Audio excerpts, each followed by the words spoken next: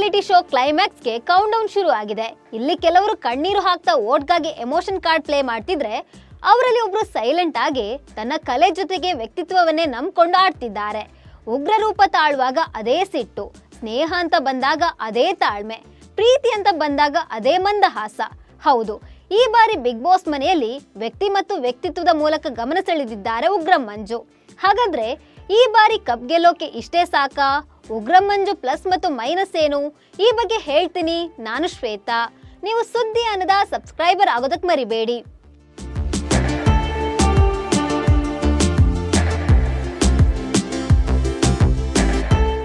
ಹೆಸರಿನಲ್ಲಿ ಉಗ್ರಂ ಇಟ್ಕೊಂಡಿದ್ರು ಕೂಡ ಮಂಜು ಭಾವನಾತ್ಮಕ ಜೀವಿ ಅನ್ನೋದು ಬಿಗ್ ಬಾಸ್ ಮನೆಯಲ್ಲಿ ನೀವೆಲ್ಲ ನೋಡಿದ್ದೀರಾ.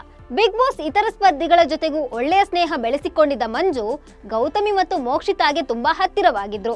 ಹಾಗಂತ ಗೌತಮಿ ಜೊತೆ ಮಾತ್ರವೇ ಇರ್ತಿರ್ಲಿಲ್ಲ, ಆದ್ರೆ ಪಾಸಿಟಿವ್ ಗೌತಮಿಯ ಮಾತು ಮೀರ್ತಿರ್ಲಿಲ್ಲ ಅನ್ನೋದೇ ಮಂಜು ವೀಕ್ನೆಸ್ ಆಗಿತ್ತು. ಮಂಜು ದೊಡ್ಡ ಮನೆಯಲ್ಲಿ ಎಲ್ಲರ ಜೊತೆಯೂ ಜಗಳವಾಡಿದ್ದಾರೆ, ಜೊತೆಗೆ ಎಲ್ಲರ ಜೊತೆಗೂ ಬೆರೆತು ಆಟವಾಡಿದ್ದಾರೆ. ಆದ್ರೆ ಗೌತಮಿ ಹಾಕಿದ ಗೆರೆ ದಾಟಲೆಂಬ ವಿವಾದವನ್ನ ಮೈ ಮೇಲೆ ಎಳ್ಕೊಂಡಿದ್ದಾರೆ.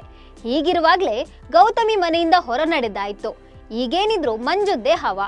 ಜೊತೆಗೆ ಫಿನಾಲೆ ವಾರದಲ್ಲಿ ಮಂಜು ಎನರ್ಜಿ ಅಂತೂ ಎಕ್ಸ್ಟ್ರಾರ್ಡಿನರಿಯಾಗಿಯೇ ಇತ್ತು. ಗೆಳತಿ ಇಲ್ಲದೆ ಗೆಳೆಯನ ಆಟಕ್ಕೆ ವೀಕ್ಷಕರಿಂದಲೂ ಶಬಾಷ್ ಗಿರಿ ಸಿಕ್ಕಿದೆ. ಇದೇ ಎನರ್ಜಿಯಲ್ಲಿ ಮಂಜು ಆಡ್ತಾ ಹೋದ್ರೆ ಕಪ್ ಗ್ಯಾರಂಟಿ ಅಂತಿದ್ದಾರೆ ಉಗ್ರಂ ಫ್ಯಾನ್ಸ್.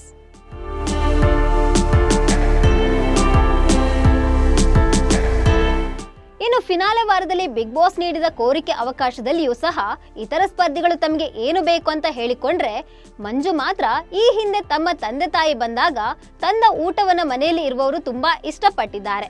ಹೀಗಾಗಿ ಮತ್ತೊಮ್ಮೆ ಎಲ್ಲರಿಗೂ ಅದನ್ನ ಕಳುಹಿಸಿಕೊಡಿ ಅಂತ ಮನವಿ ಮಾಡಿಕೊಂಡಿದ್ದಾರೆ. ಇದೇ ಮಂಜು ಅವರ ವ್ಯಕ್ತಿತ್ವ. ಕೆಲ ಸ್ಪರ್ಧಿಗಳು ಸಿಕ್ಕಿದ್ದೇ ಚಾನ್ಸ್ ಅಂತ ಇನ್ನೊಬ್ರನ್ನ ಆಡ್ಕೊಳ್ಳೋದು, ಜನ ವೋಟ್ ಹಾಕ್ಲಿ ಅಂತ ಕಣ್ಣೀರು ಹಾಕಿ ಸಿಂಪತಿ ಗಿಟ್ಟಿಸ್ಕೊಳ್ಳೋಕೆ ಟ್ರೈ ಮಾಡಿದ್ರೆ, ಮಂಜು ಮಾತ್ರ ತನ್ನ ಸಹ ಸ್ಪರ್ಧಿಗಳಿಗೆ ಊಟ ಕಳುಹಿಸಿಕೊಡಿ ಅಂತ ಕೋರಿಕೆ ಮುಂದಿಡೋ ಮೂಲಕ ಗೆಲುವಿಗೆ ಹತ್ತಿರವಾಗಿದ್ದಾರೆ.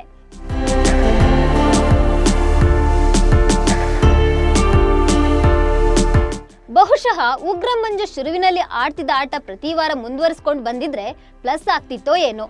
ಆದ್ರೆ ಗೆಳತಿ ಎಂಬ ಭಾವನಾತ್ಮಕತೆಗೆ ಆಟವನ್ನೇ ಮರೆತಿದ್ರು ಅನ್ನೋದು ಮಂಜು ಮೇಲಿನ ಅಪವಾದ.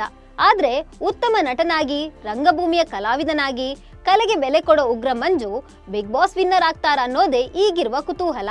ಈ ಬಗ್ಗೆ ನಿಮ್ಗೆ ಏನನ್ನಿಸ್ತಿದೆ? ಉಗ್ರಂ ಮಂಜು ವ್ಯಕ್ತಿತ್ವ ನಿಮ್ಗೆ ಇಷ್ಟ ಆಯ್ತಾ? ಈ ಸೀಸನ್ ವಿನ್ನರ್ ಪಟ್ಟ ಮಂಜುಗೆ ಒಲಿಬಹುದಾ ಅನ್ನೋದನ್ನ ಕಾಮೆಂಟ್ ಮೂಲಕ ತಿಳಿಸಿ. ನಮಸ್ಕಾರ.